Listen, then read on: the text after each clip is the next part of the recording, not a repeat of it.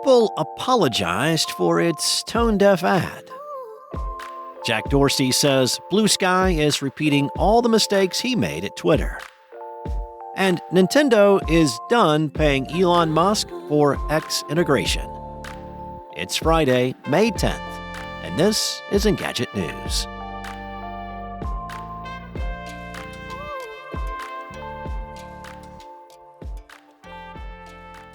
Apple has reportedly apologized for its tone-deaf Crush ad that sparked a furious backlash with artists, musicians, and other creators. Ad Age reports that Apple said the video missed the mark and has scrapped plans to run the cutesy-turned-cringy commercial on TV. It's clear that Apple intended for the ad to serve as a metaphor for all the myriad creative tools one has when they throw down $1,000 or more for a new iPad Pro.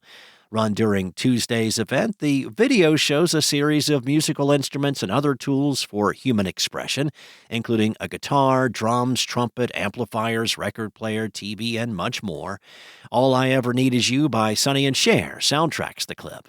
Soon it's revealed that the objects are all sitting on an industrial crusher, which descends upon the scattered creative instruments, exploding in plumes of satisfyingly colorful smoke. But when the crusher pulls back up, we see that everything was transformed into a shiny new iPad Pro. A decade ago, this ad likely would not have been a big deal, but Apple's marketers completely whiffed on the context of the moment. The ad comes weeks before Apple will take the stage at WWDC to announce its generative AI features that its investors have been salivating for.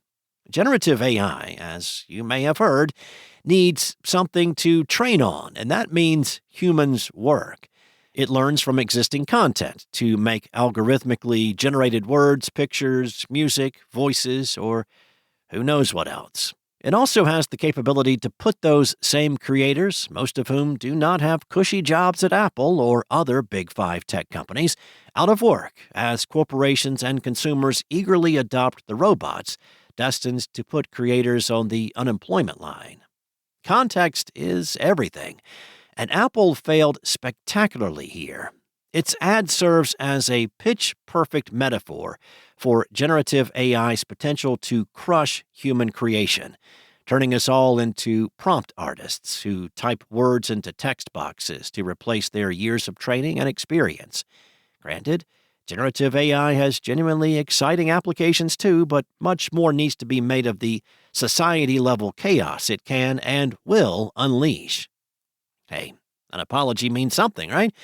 But we'll see what tone Apple adopts next month when it rolls out the tools that set the stage for the apology in the first place.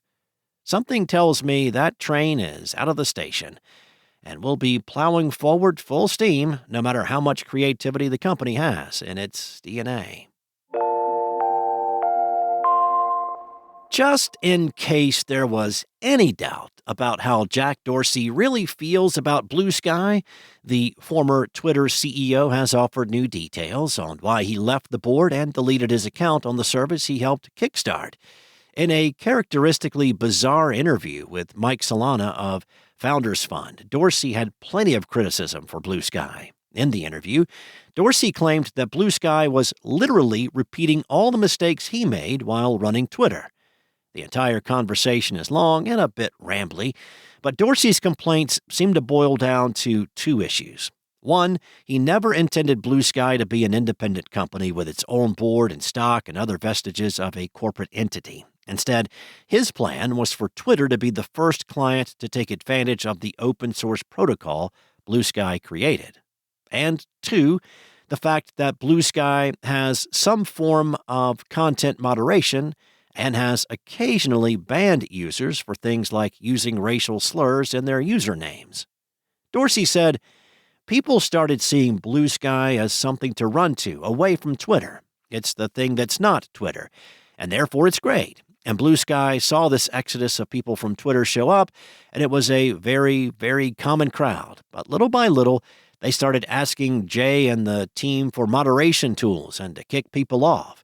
And unfortunately, they followed through with it. That was the second moment I thought This is literally repeating all the mistakes we made as a company.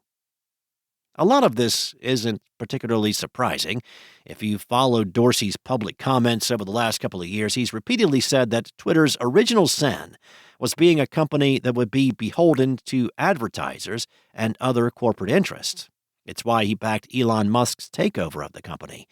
He's also been very clear that he made many of Twitter's most consequential moderation decisions reluctantly.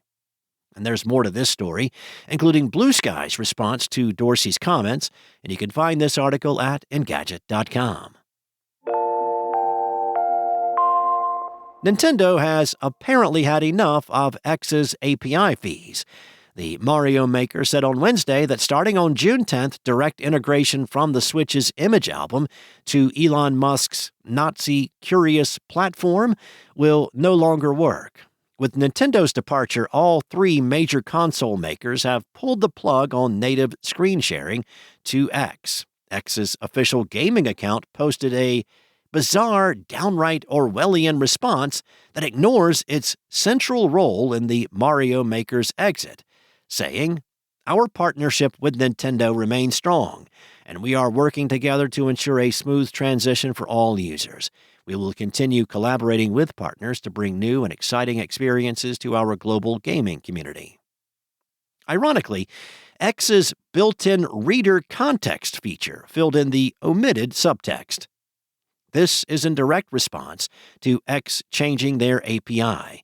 Specifically, X is charging companies upwards of $40,000 or more per month to access its API. Sony's PlayStation and Microsoft's Xbox already removed integration with X last year. Wired first reported last year that access to the cheapest enterprise API plan for the dumpster fire formerly known as Twitter starts at $42,000 monthly. Higher tiers can allegedly cost $125,000 and $210,000 per month. Microsoft led the charge when it said Xbox was abandoning Musk's API plan in April 2023, while Sony held its nose and stuck it out until November. Of course, you can still post Switch screenshots to Musk's hellscape. It just has extra steps now. You can send Switch album images to your phone wirelessly or transfer them to your PC using a USB cable, and then post them manually. Nintendo says integrated Facebook sharing is still enabled, but warns that it could be discontinued later. Thanks for listening. There's more to these stories and additional articles at Engadget.com. This episode featured journalism by senior editor Carissa Bell and contributor Will Shanklin and was produced by Spoken Layer. Enjoy your weekend, and I'll return Monday with more tech news from Engadget.